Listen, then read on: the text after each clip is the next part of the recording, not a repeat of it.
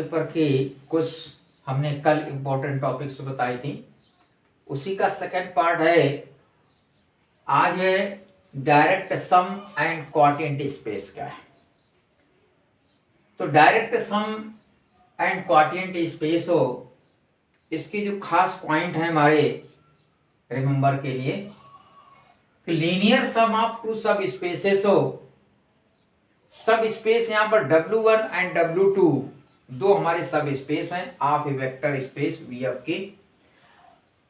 तो linear some of two सब space क्या होता है, यानी दो सब स्पेस का लीनियर सम यानी रैखिक योग क्या है दो सब स्पेस का।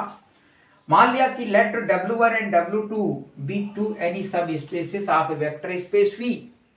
मान लो कि W1 और W2 दो हमारे सब स्पेस हैं किसके, वेक्टर स्पेस V के। देन लीनियर जो सम है यानी W1 प्लस W2 यानी दोनों का जो योग है W1 plus W2 is equal to X1 plus X2 such that कि X1 belonging to W1 and X2 belonging to W2। मान लो कि X1 हमारा W1 का एलिमेंट है और X2 W2 का एलिमेंट है, तो लीनियर सम इनका जो होगा W1 plus W2 is equal to हो जाएगा X1 plus X2। Next point है कि W1 W2 यानी दोनों का जो योग है सब स्पेस का is subset of V and W1 union W2 यानी यूनियन जो होता है वो भी एक योग से ही रिलेटेड होता है। तो W1 plus W2 is equal to हम लिख सकते हैं W1 यूनियन W2 यानी W1 union W2 is equal to होता है W1 प्लस W2 के बराबर।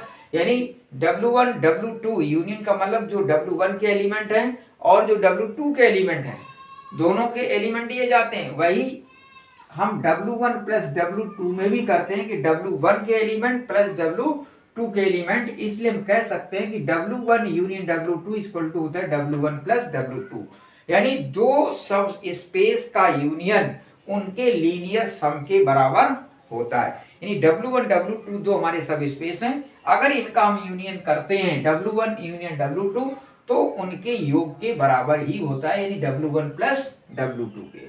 तीसरा पॉइंट है हमारा कि if W1 and W2 are two सब spaces of a vector space VF यानी अगर W1 और W2 दो हमारे सब स्पेस हैं किसके, वेक्टर स्पेस VF के, देन लीनियर जो सम होता है L W1 plus W2 is equal to W1 plus W2 या इसी को हम अलग अलग अगर योग कर दें यानी linear W1 plus linear W2 यानी दोनों का सम का लीनियर निकालें या दोनों का अलग अलग लीनियर निकालें, वो दोनों के योग के बराबर ही होता है।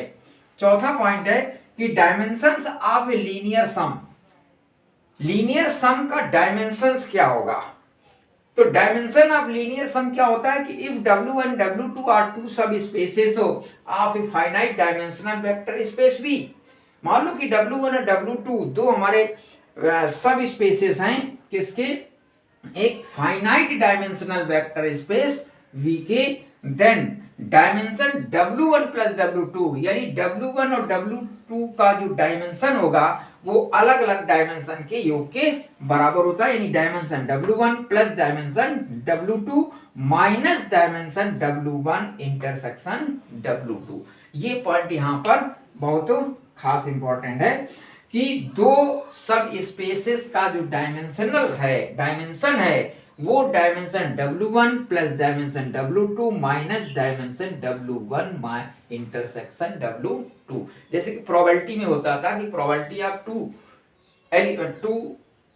इवेंट्स उस पे भी ये था, वैसे ही यहाँ पर है dimension W1 plus W2 equal to dimension W1 plus dimension W2 minus dimension W1 intersection W2। ये पॉइंट बहुत खास है, इस पे क्वेश्चन जरूर आएगा। यही पॉइंट दिया होगा कि डायमेंशंस ऑफ लीनियर सम कि if W1 and W2 are two सब spaces of finite dimensional vector space V, then dimension W1 plus W2 is equal to dimension W1 plus dimension W2 minus dimension W1 intersection W2। टू में टिक तुम्हें जो है करना। इसके 4 answer तुम्हारे दिए होंगे। कहीं पर यहाँ पर इंटरसेक्शन, कहीं पर यूनियन लगा हुआ, कहीं पर यहाँ पर प्लस लगा हुआ, कहीं पर यहाँ पर माइनस लगा हुआ। तो ये पॉइंट हमारा जो है सही है। 5वां पॉइंट है कि डायरेक्ट सम ऑफ वी क्या होता है। जैसे लीनियर सम था वैसे ही डायरेक्ट सम होता है। तो डायरेक्ट सम वी यानी W1 W2 जो हमारे दो सब वेक्टर सब स्पेस हैं उनका डायरेक्ट सम होता है W1, और ये चिन्ह होता है नोटेशन इसका। वहां पर डायरेक्ट सीधे सीधे हम प्लस लगाते हैं, यहाँ पर प्लस के ऊपर एक हम गोला खींच देते हैं, इसको बोलते हैं डायरेक्ट सम। तो direct sum W1 plus W2 is equal to x is equal to x1 plus x2। वही चीज यहाँ भी होती थी, लीनियर सम में भी W1 प्लस W2 बराबर x1 प्लस x2, सिर्फ चिन्हों का थोड़ा सा डिफरेंट है। ये W1 और direct sum W2 is equal to इसके इक्वल होता है। Here W1 W2 are said to complementary sub space. यहाँ पर जो W1 और W2 हैं वो एक दूसरे के कॉम्प्लीमेंट्री यानी पूरक सब स्पेस कहलाएंगे। 6 पॉइंट है कि डायरेक्ट सम ऑफ टू सब spaces V is equal to W1 direct sum W2 if and only if, यानी ये केवल तभी हो सकता है if and only if. IFF का मतलब है इफ एंड ओनली इफ। ये तभी हो सकता है जब नंबर फर्स्ट पॉइंट है कि V W1 प्लस W2 के बराबर हो, यानी लीनियर कॉम्बिनेशन के बराबर हो। ठीक, लीनियर सम, ये क्या है? लीनियर सम है। तो डायरेक्ट सम हमारा तभी हो सकता है जब लीनियर सम होगा, यानी V बराबर W1 प्लस W2। दूसरा पॉइंट है कि उनका इंटरसेक्शन क्या होगा? शून्य के बराबर हो। इंटरसेक्शन शून्य के बराबर होगा, तो अगर इस थ्योरम में हम इंटरसेक्शन के स्थान पर 0 लगा देंगे तो डायमेंशन W1 प्लस W2 बराबर किसकी हो जाएगा? Dimension W1 plus dimension W2। तो दो हमारे कंडीशंस हैं कि डायरेक्ट सम हमारा तभी हो सकता है जब V बराबर W1 प्लस W2 के और W1 तथा W2 का जो इंटरसेक्शन है वो शून्य के बराबर हो। 7वां पॉइंट है कि dimensional formula for a direct sum. Dimensional formula for a direct sum के लिए क्या है कि डायमेंशन V, या अगर इसी में अगर हम लगा दें डायमेंशन, तो डायमेंशन V बराबर dimension W1 plus dimension W2, यानी V क्या वेक्टर स्पेस है। वेक्टर स्पेस की जो डायमेंशन होगी वो सब स्पेस के डायमेंशंस के योग के बराबर होती है। ये सब स्पेस हो गया W1, ये भी W2 सब स्पेस है। तो W1 सब स्पेस W2 सब स्पेस, तो दोनों की डायमेंशन का जो योग होगा वो हमारा वेक्टर स्पेस की डायमेंशन के बराबर होता है। तो dimension V equal to dimension W1 plus dimension W2। इस पर भी पॉइंट जो है क्वेश्चन अक्सर करके पूछे जाते हैं कि डायमेंशनल फॉर्मूला क्या है, या सीधे सीधे डायमेंशन V बराबर क्या होता है? Dimension W1 plus dimension W2 के बराबर होता है। अब और सारे हमारे पॉइंट हैं तो उन पॉइंटों को हम देखेंगे। अधिक कोसेट क्या होता है? कोसेट हमारे दो प्रकार के होते हैं, एक राइट कोसेट होता है, एक लेफ्ट कोसेट होता है। तो कोसेट क्या है कि let W be the sub space of vector space VF। मान लिया कि जो W है वो हमारा वेक्टर सब स्पेस है किसका? एक वेक्टर स्पेस VF का। And let X belonging to V, और X हमारा V का एलिमेंट है। Then the set W plus, तो कोसेट देखिए क्या होता है। कोसेट हमारे दो होते हैं, राइट और लेफ्ट कोसेट। तो कोसेट क्या है? लेट W की the sub space of vector space VF। मान लिया कि W जो है वो वेक्टर स्पेस VF का एक सब स्पेस है। And let X belonging to V, और X हमारा V का एलिमेंट है। देन द सेट जो होता है W प्लस X हो, यहाँ पर W प्लस X हो, यहाँ पर W belonging to W is called the right coset of W। इसे हम यानी W प्लस X को, जहां पर X हमारा जो है वो V का एलिमेंट है, इसे हम राइट कोसेट कहेंगे। इसी प्रकार से इसका लेफ्ट कोसेट होता है, जैसे right coset W plus X वैसे ही लेफ्ट कोसेट होता है X प्लस W। तो W plus X right coset है और X प्लस W हमारा लेफ्ट कोसेट होता है। If V is a commutative, अगर वेक्टर स्पेस हमारा कम्यूटेटिव है with respect to addition operation, यानी एडिशन ऑपरेशन में अगर ये कम्यूटेटिव है तो लेफ्ट कोसेट बराबर होता है राइट कोसेट के, यानी W प्लस X बराबर होता है X प्लस W। और ऐसी कोसेट को हम आइडेंटिकल और एडजॉइंट कोसेट भी कहते हैं, और ये दोनों हमारे आइडेंटिकल कहलाते हैं। तीसरा पॉइंट है कि W प्लस X हो बिलोंगिंग टू W, यहाँ पर x हमारा W का एलिमेंट होगा, W plus X equal to W plus Y, यानी ये अगर x और y हमने दो एलिमेंट लिए W के, then x minus Y also belonging to W। ये दो पॉइंट हमारे 3 पॉइंट हैं। Any two right coset are either identical are disjoint. कोई दो राइट जो कॉसेट होते हैं वो या तो हमारे आइडेंटिकल होते हैं या फिर एडजॉइंट होते हैं। अब क्वोटिएंट स्पेस आता है। क्वोटिएंट स्पेस क्या है कि let W be the sub space of vector space VF। मान लो कि W हमारा सब स्पेस है एक वेक्टर स्पेस VF का, then the set of all right coset of W। तो W के सभी राइट कोसेट का जो सेट होगा in V is defined by V upon W is equal to W plus X. यानी इसको हम V अपॉन W से डिफाइन करते हैं, is equal to W plus X कहलाता है, जहां पर x belonging to V, x हमारा V का एलिमेंट है। This vector space is called quotient vector space. यानी V upon W is called a quotient space, और V upon W is equal to किसके बराबर होगा, W प्लस एक्स के, यानी the set of all right cosets. W plus x plus W plus Y is equal to W x plus y for every xy belonging to V। अगर alpha, ये तो addition के संबंध में है, अगर हम मल्टीप्लिकेशन लेते हैं तो alpha into omega plus x बराबर W, यानी alpha into W plus x बराबर W plus alpha into x. यहाँ पर अल्फा हमारा फील्ड का एलिमेंट होगा for every alpha belonging to F and x belonging to V। तो ये दो पॉइंट हमारे जो हैं क्वोटिएंट सब स्पेस पे लागू होते हैं कि W plus x plus W plus y is equal to होता है W plus x plus y for every x Y belonging to V। इसी तरीके से ये योग में हो गया, और ये हमारा मल्टीप्लिकेशन होता है कि alpha into W plus x बराबर होता है W plus alpha into x for every alpha belonging to F और एक्स बिलोंगिंग टू V। यानी अल्फा यहाँ पर हमारा फील्ड का एलिमेंट होगा और एक्स हमारा V का एलिमेंट होगा, यानी वेक्टर स्पेस का एलिमेंट होगा। अब डायमेंशन ऑफ क्वोटिएंट स्पेस क्या है, जैसे V अपॉन W को हमने कहा क्वोटिएंट स्पेस है, तो V अपॉन W की डायमेंशंस क्या होगी, तो V अपॉन W की डायमेंशंस, मान लो कि V की डायमेंशंस हमारी n है, m minus n minus m, तो V m है और W की डायमेंशंस n है, तो V अपॉन W यानी जो क्वोटिएंट सेट होगा V upon W equal to हो जाएगा n माइनस m। इसी को हम ऐसे लिख सकते हैं कि dimension V upon W equal to dimension V minus dimension W। Dimension V की डायमेंशन क्या है n है और W की डायमेंशन क्या है m है, तो dimension V upon W equal to dimension V minus dimension W। ये भी फॉर्मूला बहुत पूछा जाएगा। तो नेक्स्ट टॉपिक देखिए, linear functional annihilator and dual space क्या है। Linear functionals annihilator and dual space. तो let V be a vector space हो ओवर द फील्ड F। मान लो कि V हमारा एक वेक्टर स्पेस है ओवर फील्ड F पर, then a function F such that V tends to F, यानी मैपिंग एक हो रही कहां से, V से F में। मैपिंग जो है V से F में होती है, इसको हम लिखते हैं function F such that V tends to F is called a linear functional on V।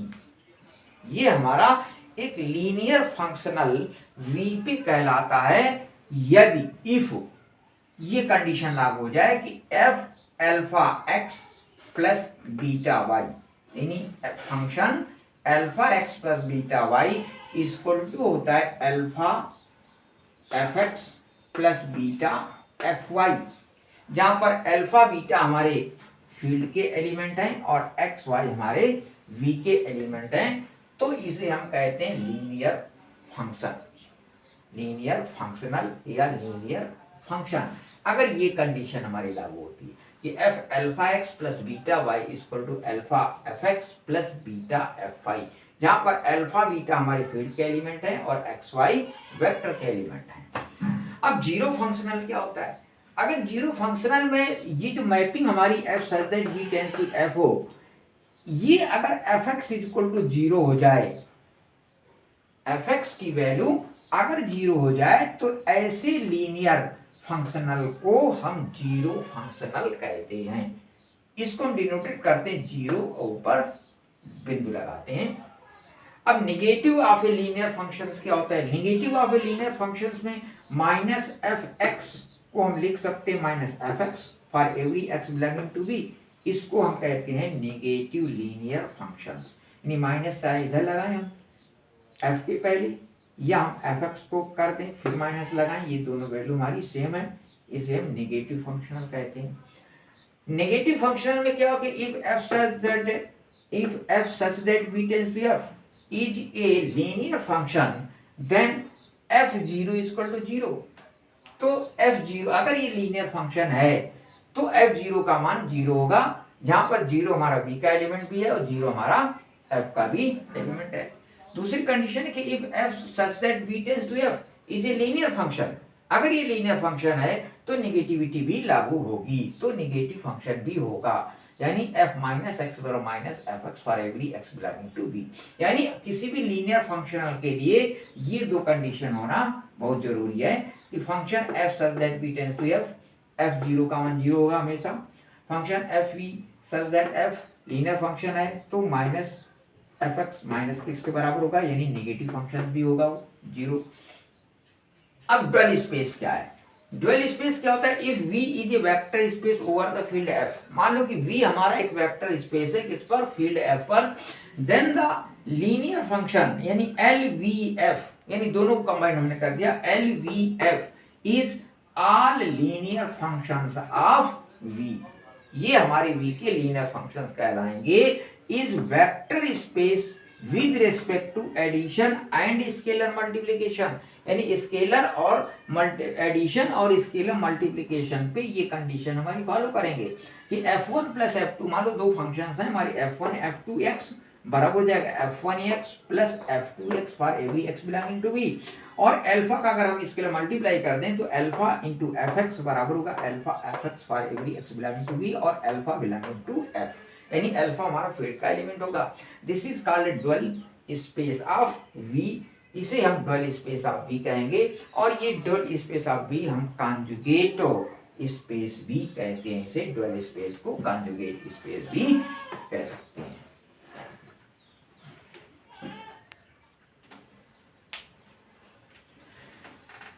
तो ड्यूअल स्पेस देखो, प्रथम ड्यूअल स्पेस और द्वितीय ड्यूअल स्पेस होता है। कोई डायमेंशन V वेक्टर स्पेस है, ये हमारा प्रथम यानी फर्स्ट ड्यूअल स्पेस है और ये सेकंड ड्यूअल स्पेस है, तो तीनों की डायमेंशन हमारी बराबर होती है। डायमेंशन V बराबर होता है डायमेंशन फर्स्ट ड्यूअल स्पेस और बराबर होता है डायमेंशन सेकंड ड्यूअल स्पेस।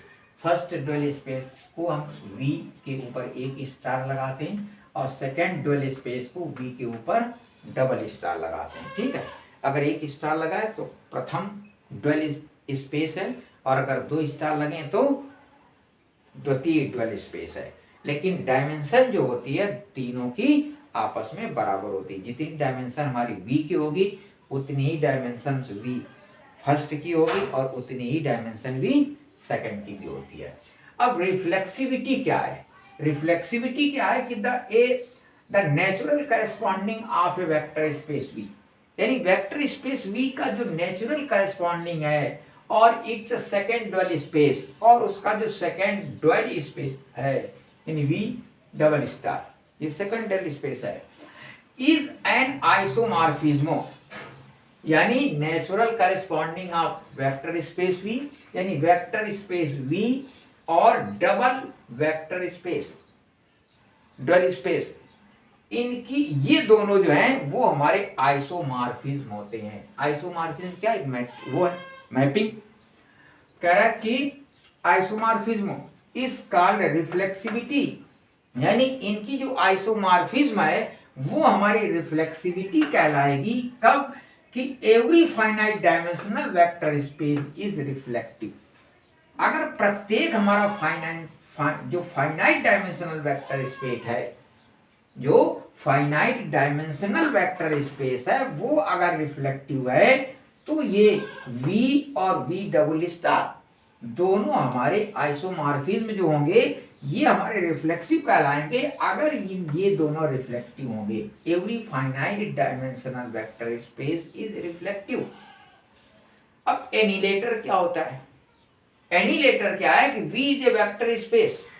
मान लो कि V एक वेक्टर स्पेस है और S is any non empty subset of V, और S हमने V से एक नॉन एम्प्टी सबसेट लिया। नॉन एम्प्टी सबसेट का मतलब होता है जिसपे कुछ ना कुछ एलिमेंट हो। एम्प्टी सेट हो गया जिसपे कोई एलिमेंट ना हो। तो एक नॉन एम्प्टी सबसेट हमने लिया कहां से? V से। उसको हमने क्या माना? यस। तो V एक वेक्टर स्पेस है और S is any non empty subset of V।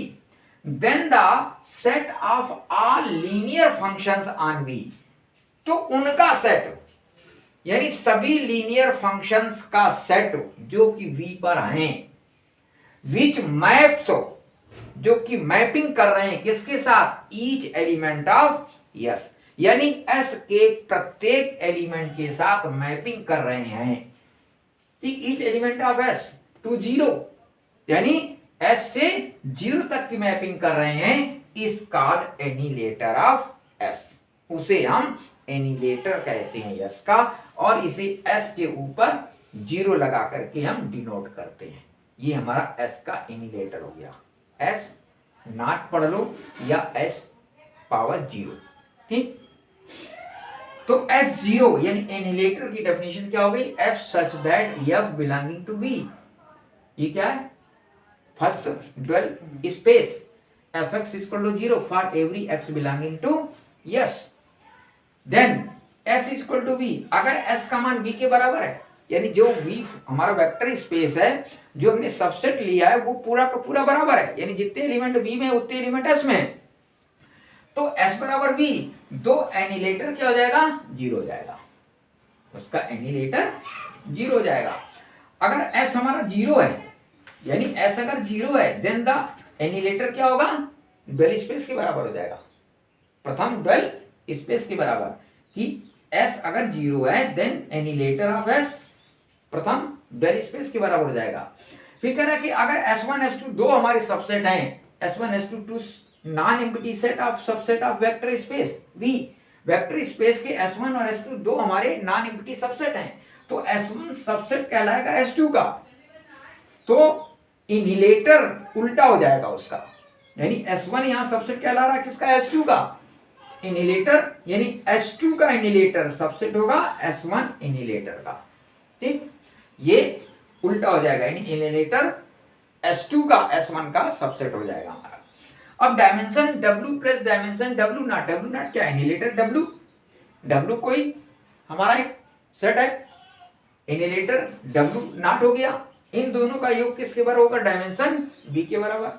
Dimension W यानी दो बार अगर हम इनिलेटर निकालें, डबल 0 लगा हुआ है, तो W के बराबर हो जाएगा, यानी एक इनिलेटर निकालेंगे तो जैसे दो बार इनवर्स कर देते हैं तो वैल्यू हमारी वही आ जाती है। हमारे 2 का हम इनवर्स करें, A का इनवर्स हमने किया तो 1/A आ गया। अब अगर हम 1/A का पुनः इनवर्स कर देंगे तो क्या आ जाएगा? A आ जाएगा, तो यही वैल्यू मिल जाएगी A। तो वही चीज यहाँ पर अगर हम इनिलेटर दो बार करते हैं तो वही अंक हमें प्राप्त हो जाएगा, यानी W दो बार इनिलेटर करेंगे तो W आ जाएगा या S। अब दो ये W1 प्लस W2 यानी दोनों का योग का अगर इनिलेटर करते हैं तो दोनों के यूनियन इंटरसेक्शन के इनिलेटर के बराबर होता है, यानी W1 प्लस W2 का इनिलेटर बराबर होता है W1 इनिलेटर और इंटरसेक्शन W2 इनिलेटर। इसी तरह W1 इंटरसेक्शन W2 का इनिलेटर बराबर होता है W1 इनिलेटर प्लस W2 इनिलेटर। ये प्रॉपर्टीज हैं इनिलेटर की।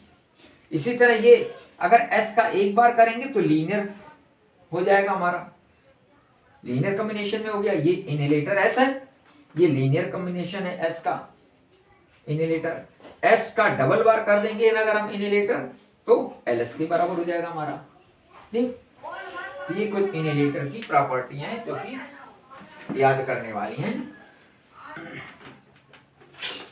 तो नेक्स्ट टॉपिक देखिए, लीनियर ट्रांसफॉर्मेशन क्या होता है। लीनियर ट्रांसफॉर्मेशन एक तरह की मैपिंग होती है हमारी।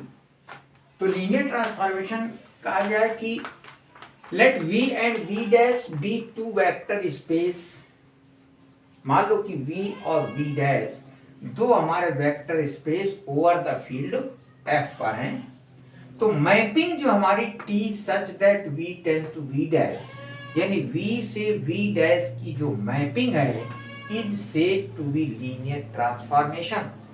ये हमारी लीनियर ट्रांसफॉर्मेशन कहलाएगी, या इसी को हम होमोमॉर्फिज्म कहेंगे। लीनियर ट्रांसफॉर्मेशन एक V और V डैश दो वेक्टर सब स्पेस की एक मैपिंग है जो हमारी लीनियर ट्रांसफॉर्मेशन कहलाती है, या इसी को हम होमोमॉर्फिज्म कहते हैं इफ हो अगर ये दो कंडीशन हमारी लागू होती हैं। एक तो लीनियरिटी की कंडीशन यानी एडिशन पे ट्रांसफॉर्मेशन लागू हो, और एक मल्टीप्लिकेशन पे ट्रांसफॉर्मेशन लागू हो, यानी T x plus y is equal to T x plus T y, अलग अलग हमारा ट्रांसफॉर्मेशन योग के बराबर हो for every x Y belonging to V, जहाँ पर एक्स वाई वी के एलिमेंट हैं। फिर दूसरी कंडीशन है कि टी अल्फा एक्स, अल्फा हमारा एक स्केलर क्वांटिटी है, स्केलर का मल्टीप्लिकेशन हमने किया तो अल्फा इंटू टी एक्स भी हम लिख सकते हैं, यानी टी अल्फा एक्स बराबर alpha T x for every, जहाँ पर एक्स हमारा अल्फा जो है एफ का एलिमेंट है और एक्स हमारा वी का एलिमेंट है। तो अगर ये दो कंडीशन हमारी योग में और मल्टीप्लिकेशन में लागू हो रही हैं तो इसको हम कहते हैं लीनियर ट्रांसफॉर्मेशन, या इसी को कहते हैं होमोमॉर्फिज्म।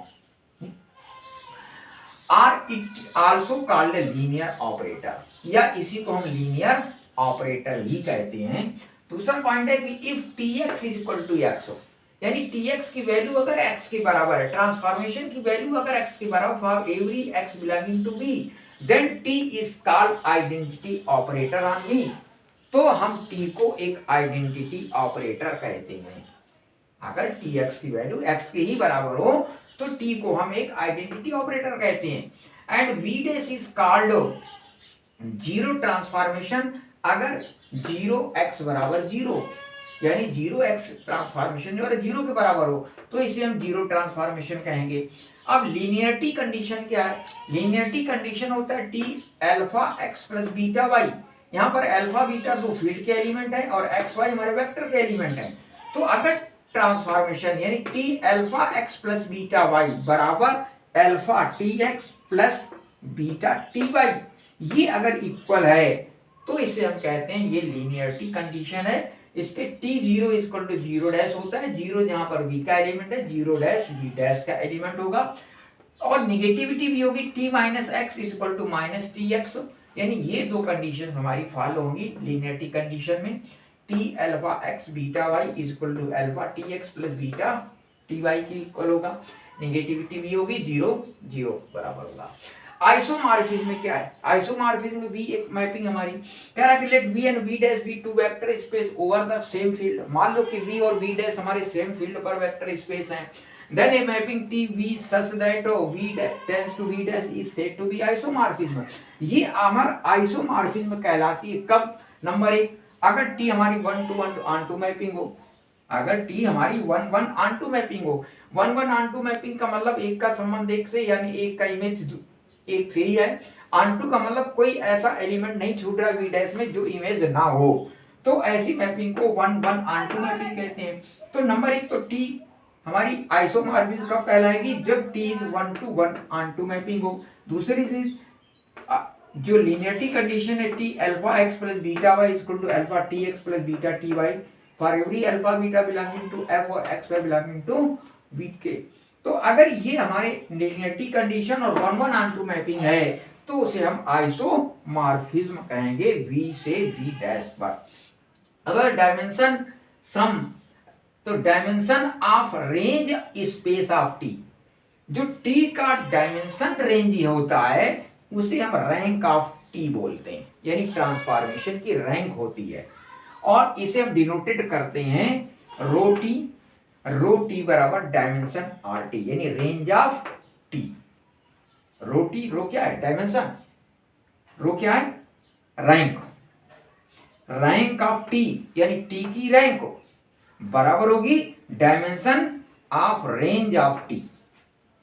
ठीक, इसी तरह नल्टी एक होती है। नल्टी क्या होती है कि डायमेंशन नल स्पेस जो होता है, यहां पर क्या है? डायमेंशन रेंज स्पेस, यहां पर dimension null space of T. तो नल स्पेस ऑफ टी जो है उसे हम नल्टी कहते हैं और इसे हम डिनोट करते हैं इससे, छोटा वी टाइप का बनाते हैं वी टी से। ये नल्टी हो गई हमारी। तो नल्टी ऑफ टी बरोजिक डायमेंशन एन टी, ठीक, डायमेंशन एन टी, एन का मतलब नल, टी का मतलब ट्रांसफॉर्मेशन। तो डायमेंशन नल ट्रांसफॉर्मेशन के बराबर होती है नल्टी। तो यहां पर अब तीन चीजें हो गई, एक रेंज हो गई, एक नल हो गया, एक नल्टी हो गई। तो तीनों में एक रिलेशन है नल, रेंज और नल्टी में। तो नल, रेंज और नल्टी में हमारा क्या रिलेशन है, आगे देखिए।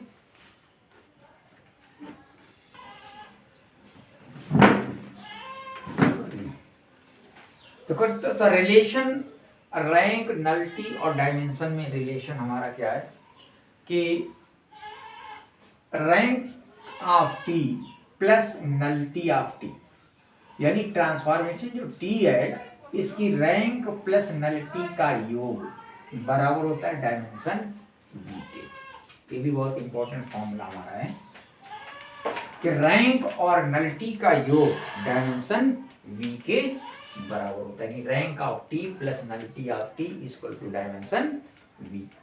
फिर एडिशन ऑफ लीनियर ट्रांसफॉर्मेशन क्या है, अगर दो हमारी ट्रांसफॉर्मेशन है T1 और T2, उनका एडिशन कर रहे हैं तो T1 प्लस T2x बराबर, ये अलग अलग हम कर सकते हैं T1x plus T2x for every, जहां पर x हमारा v का एलिमेंट है। इसी तरीके से स्केलर मल्टीप्लिकेशन भी होता है लीनियर ट्रांसफॉर्मेशन में कि अल्फा टी एक्स को लिख सकते हैं alpha T x for every x belonging to V. Product और कंपोजिट इन लीनियर ट्रांसफॉर्मेशन क्या है, अगर दो हमारी ट्रांसफॉर्मेशन T1 T2 उनका प्रोडक्ट करना है या कंपोजिट करना है तो T2 T1x हो बराबर T2 T1x for every x belonging to v। कुछ प्रॉपर्टी जैसे T 0 से करेंगे तो 0 इंटू टी बराबर 0 के बराबर होगा। T1 T2 प्लस T3 यानी शाचर नियम जो लगता है T1 T2 योग में प्लस T1 T3 हो जाएगा। T1 एसोसिएटिव मल्टीप्लिकेशन में T1 T2 T3 इसको लिख सकते हैं T2 T3 T1। T1 plus T2 का होल स्क्वायर लिख सकते हैं T1 square plus 2 T1 T2 plus T2 का होल स्क्वायर। तो दो ये कुछ प्रॉपर्टी हमारी लीनियर ट्रांसफॉर्मेशन की। अब जब लीनियर ट्रांसफॉर्मेशन तो उसका एक इनवर्टिबल लीनियर ट्रांसफॉर्मेशन भी होता है, यानी उसका इनवर्स ट्रांसफॉर्मेशन भी होता है।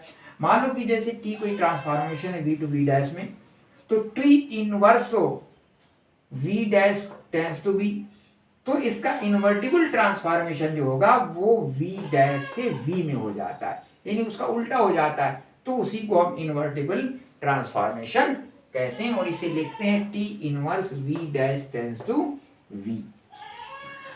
T inverse y equal to x where T x equal to y. अगर दो हमारे इन्वर्टिबल है T1 T2 ट्रांसफॉर्मेशन, उन दोनों का अगर इन्वर्टिबल हमें करना है तो T2 इनवर्स माए इंटू T1 इनवर्स हो जाता है। अल्फा इंटू टी का इनवर्स करना है तो अल्फा इनवर्स टी इनवर्स हो जाएगा। टी इनवर्स का इनवर्स करना है तो वो टी के बराबर हो जाता है। यानी अगर किसी भी ट्रांसफॉर्मेशन का दो बार हम इन्वर्टिबल कर दें, यानी दो बार इनवर्स कर दें, तो हमें ओरिजिनल ट्रांसफॉर्मेशन जो है प्राप्त हो जाएगा। ये कुछ हमारी इन्वर्टिबल ट्रांसफॉर्मेशन की जो है प्रॉपर्टीज हैं। अब देखिए लीनियर ट्रांसफॉर्मेशन को मैट्रिक्स में कैसे रिप्रेजेंट कर सकते हैं। तो matrix representation of linear transformation, मान लिया कि let V and V dash be vector spaces, V और V डैश हमारे वेक्टर स्पेस हैं over the same field such that की dimension V equal to m है और डायमेंशन V डैश की n है, यानी V की डायमेंशन m और V डैश की डायमेंशन n। तो T such that V tends to V dash is a linear transformation and B equal to मान लिया सपोज किया x1 x2 xn xn तक और B डैश हमने माना y1 y2 yn तक और ordered basis of V and V dash, ये इसके ऑर्डर बेसिस हैं। Since Tx1 Tx2 belonging to V dash, ये V डैश के एलिमेंट है हमारे। So these vector can be expressed in a linear combination। इन वेक्टर को हम लीनियर कॉम्बिनेशन में रिप्रेजेंट कर सकते हैं into B dash of V dash में कि Tx1 equal to a1y1 plus a2y2 dot dash a n के रूप में, डैट डैश इस तरीके txm am_y1 am_y2 that dash am_yn के पदों में। इस प्रकार से इसको जो है हम एक्सप्रेस कर सकते हैं। तो from this equations the coefficient of matrix x और वाई के हम अगर कोफिशिएंट निकाल लें तो ए आई जे एक मैट्रिक्स हमारी बनती a12 a13 that dash a1n, फिर a21 a23 that dash a2n, इसी तरीके say that dash am1 am2 amn, यानी ये एक m/n की मैट्रिक्स हमारी बन जाती है। तो यही हमारा लीनियर ट्रांसफॉर्मेशन का एक रिप्रेजेंटेशन हो जाता है मैट्रिक्स के फॉर्म में। अब चेंज ऑफ बेसिस, इसको हम चेंज ऑफ बेसिस भी कर सकते हैं, यानी y1 के स्थान पर हम x कर सकते हैं और x के स्थान पर y कर सकते हैं। वो भी हमारी aij वैसे ही निकलेगी, क्योंकि हम कोफिशिएंट ही निकालते हैं उसके, तो हमारी मैट्रिक्स हमारी सेम रहेगी, लेकिन हमारा चेंज ऑफ बेसिस हो जाएगा, x y में हो जाएगा और y x में हो जाएगा। तो इस प्रकार से मैट्रिक्स को हम रिप्रेजेंट कर सकते हैं लीनियर ट्रांसफॉर्मेशन। जैसे अभी हम ट्रांसफॉर्मेशन पढ़ रहे थे सिर्फ वो x के लिए, सिंगल एलिमेंट के लिए, वैसे ही अगर हमारी डबल एलिमेंट हो तो उसे हम बाइलिनियर क्वाड्रेटिक बाइलिनियर ट्रांसफॉर्मेशन, और उसी का एक क्वाड्रेटिक फॉर्म ही होता है। तो बाइलिनियर ट्रांसफॉर्मेशन में कंडीशंस होती है कि F O α1 x1 plus α2 x2 और y, यहाँ पर x1 x2 y दो हमारे एलिमेंट हैं। इसको लिख सकते हैं α1 plus α1 f xy plus α2 f xy, xy यहाँ पर दो एलिमेंट हैं, इसीलिए इसको हम बाइलिनियर ट्रांसफॉर्मेशन कहते हैं। जैसे f x हो α_y1 plus α2y2 equal to α_f(x_y1 plus α2f(x2y2 y1 x1 y2। fxy यानी जो बाइलिनियर ट्रांसफॉर्मेशन होता है, जो लीनियर कॉम्बिनेशन है उसका fxy रिप्रेजेंट कर सकते हैं x1 y1 plus x2 y2 dash xn और yn तक हो। तो gxy बराबर होता है function transformation of x into transformation of y। अगर ट्रांसफॉर्मेशन जीरो है बाइलिनियर में तो उसका बाइलिनियर भी जीरो होता है। Linear combination alpha F plus beta G, F G दो फंक्शन है, एक्स वाई दो हमारे एलिमेंट हैं, तो alpha f x y plus beta g x y हम लिख सकते हैं। नेगेटिविटी भी होती है, f x y equal to minus f o x y, यहाँ पर नेगेटिव यहाँ पर लगा हुआ, यहाँ पर नेगेटिव यहाँ पर लगा हुआ है। यानी बाइलिनियर ट्रांसफॉर्मेशन, जो हमारे लीनियर ट्रांसफॉर्मेशन की कंडीशंस हैं, लगभग सारी कंडीशंस हमारी बाइलिनियर ट्रांसफॉर्मेशन में भी जो है होल्ड करती हैं। डायमेंशन ऑफ बाइलिनियर ट्रांसफॉर्मेशन का क्या होता है, L V dash V V, जहाँ पर वी वी डैश हमारे दो वेक्टर सब स्पेसेस हैं आप वेक्टर स्पेस एफ की, तो इनका जो डायमेंशन होगा वी डैश वी एफ का वो एन स्क्वायर के बराबर होता है। तो इस प्रकार से बाइलिनियर ट्रांसफॉर्मेशन जो लीनियर ट्रांसफॉर्मेशन है उसी का एक हम बड़ा रूप मान सकते हैं। यानी लीनियर ट्रांसफॉर्मेशन में हम सिंगल एलिमेंट लेते हैं एक्स, यहाँ पर जो हम लेंगे डबल एलिमेंट लेंगे एक्स और वाई। लगभग सारी कंडीशन सारे नियम्स हमारे लीनियर ट्रांसफॉर्मेशन के जो है फॉलो होते हैं। अब हम देखेंगे इसका क्वाड्रेटिक फॉर्म क्या होता है।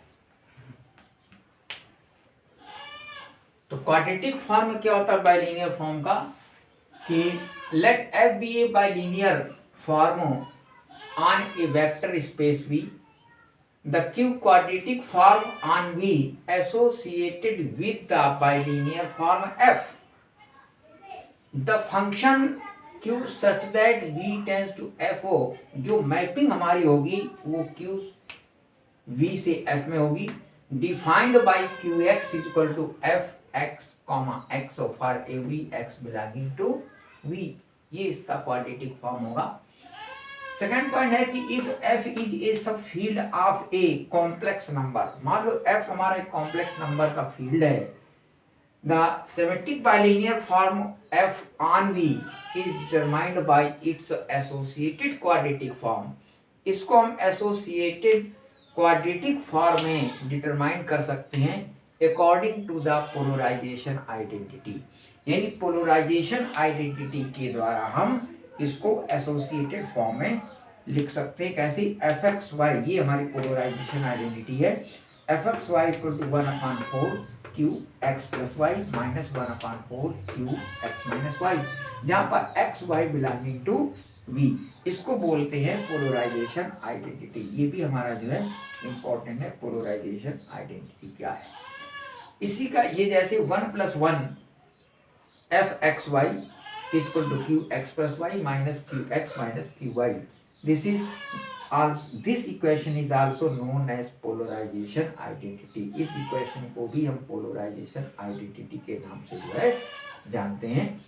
इसकी सिमेट्रिक पोलराइजेशन क्या होता है कि f x y equal to minus f y x के बराबर होता है, यानी यहाँ पर पॉजिटिव ये नेगेटिव हो जाएगी, ये संख्या हमारी डिजिट बदल जाएंगे। F x y equal to जाएगा माइनस एफ वाई एक्स के for every x Y belonging to V. तो इसको बोलते हैं इसकी सिमेट्रिक बाइलिनियर फॉर्म। ये मैट्रिक्स के रूप में होता है, जैसे मैट्रिक्स हमने बताई थी, एक सिमेट्रिक मैट्रिक्स होती है और एक स्क्यू सिमेट्रिक मैट्रिक्स होती है।